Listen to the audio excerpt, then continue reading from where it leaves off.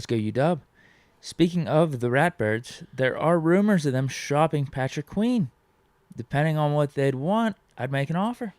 Man, you already know how I feel about Patrick Queen. Yeah, if he was available like that, I would love it. But I don't know.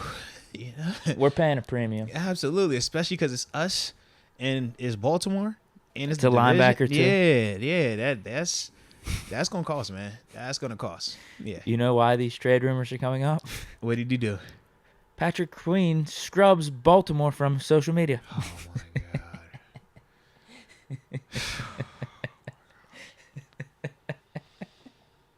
Why are we like this now? That's bro? how you do it. I can't stand it. Ay. Shout out to the scrubbing of said social media to start this here rumor. I like it though.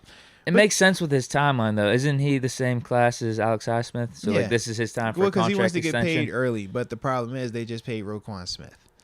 So, yeah, we got to see how that. Do you think this is the Roquan Smith trade and everything? Do you think that's a, hey, we're picking this dude over you? To an extent, yeah, but I don't think it's the wrong decision. And deep down in Patrick Queen's heart, he doesn't think it's the wrong decision, but you still want to get paid. And that's the other dynamic. You can still acknowledge that, yes, this player is better than me or this player is more productive, because it's rare when you're playing, it's rare that you really feel like a player is better than you. You just feel like he's getting better opportunities or he's just happened to be more productive this season, but you rarely feel like a guy is truly better than you just because that's how you're wired. You've had to be like that for your whole life on the field. So when you get here, it's not going to change. But for Patrick, man, I could definitely understand why he would feel some type of way, but you just got to be careful with that. Number one, I think of the Lamar Jackson situation and how he's handling his contract negotiations. Patrick Queen, you're not Lamar. So you also have to take into account Lamar can play hardball. Lamar can do certain things. You're not him right now.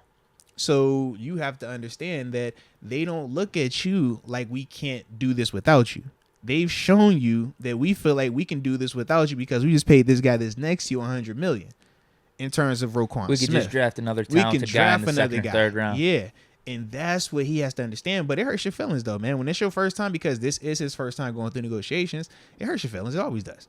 Because it's the first time that organization has told you something other than we love you, you're the greatest. When it gets to contract negotiations, that's the first time that organization will really say something like critical and negative about your game. And you're like, bro, what? That's how you been feeling? Well, why you ain't say that earlier then, bro? Man, I'd have smack your ball head. No, I'm playing. But that's the vibe you feel at times. So I can understand Patrick Queen maybe feeling a certain way, man. What's the possibilities of him coming to Pittsburgh? How does this even Bro, work? it's gonna take two. What's first. his contract?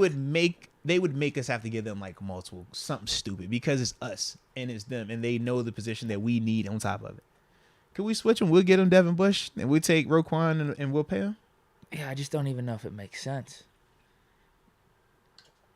So he's in the line of like a Tremaine Edmonds type where $10 million he's probably looking for. Put it like this. He probably wants that. I wouldn't pay him that right now, but I think he'd be worth it in a year. Because Edmonds versus him, in terms of Tremaine is a big, massive body, and he's super productive. He can run, he can cover, but he's different in terms of how he's utilized versus Patrick Queen. Patrick Queen, man, they'll blitz him a lot more frequently, whereas in Buffalo's defense with Leslie Frazier, Tremaine was more so rocking over the middle of the field and just reading routes or running the middle with Tampa too. Versus them actually like allowing him to play man or really blitzing him like that, even though he was productive in his role. Whereas Patrick Queen, we saw like he was one of their main guys on third down. Him and Roquan Smith, they're going to walk in those A gaps and they're either blitzing or dropping into coverage. And we even witnessed firsthand how capable he is when he's taking on that role. I just think that I think that Patrick is an easier fit in today's NFL, whereas for Tremaine, because of how big he is, you're not going to do a ton of like wacky stuff with him. You have to be like, you know what, 3-4, he's my inside linebacker and that's what I'm playing him. Or 4-3, he's my Mike, that's what I'm playing him. Whereas for Patrick Queen, you could play him in a 3-4. He's a little undersized for the 3-4 to be uncovered, but he still can get it done if you got the right pieces around him, which I feel like we will. You could put him in a 4-3. He's athletic and rangy enough that he can, play the Will or the Sam as well. So, and shoot, you could do bump him into the Mike in a 4-3. He could play like that. I just think he has more positional flexibility. So payment wise, you would, if you really loved him and it was a bidding war, you would probably pay a little bit more because you feel like his game can age better. Whereas with Edmonds, he's more productive right now, but I don't think that you're looking at him and saying, man, yeah, I could do this and this and this with that. I think that is more like he's this version and this is what we're going to get from him, but just different in terms of the styles. Both are really good, both are productive, but just different in terms of like how they play the position. Yeah, because the reason I bring it up is we have been legitimately talking about bringing in a middle linebacker to pair with Miles Jack. So could that be a Patrick Queen? It's just if this trade happens, it's between the Ravens. You're probably paying a premium, and you're going to probably overpay because it's them, man. Paying something you don't even really want to pay, or just giving up assets because you have free agent linebackers right now. It's like, why am I giving up like a second-round pick for someone and paying him when I could maybe just sign Levante David in free agency and not have to give up any picks? Yeah, and that's the thing. But with the Levante David, different approach, right? Older, more proven, you're thinking 1 or 2 year deal. Yeah. With Patrick Quinn, you're saying this guy's about to step into his prime.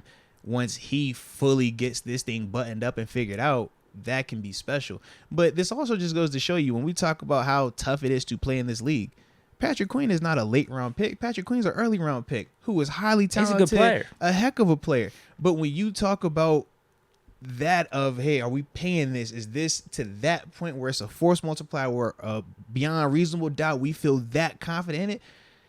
Baltimore doesn't all the way feel like that. And that's a part of it, man. And it's like, dang, it's crazy to think because Patrick Queen, I'm a fan of his game, but at the same time, I can understand why Baltimore wouldn't want to just shell out $10 million to him right now. Especially if you got to worry about this Lamar contract. Absolutely. Because I'm saying to myself, can I still win a Super Bowl if it's Patrick Queen and Roquan Smith, but I don't got Lamar? Can I still get it done? Or do I need to keep Lamar, do whatever I need to do to keep him here? And, I'll draft something in the second or third round to replace Patrick Queen, pairing with Roquan Smith. That's the reality of it, man.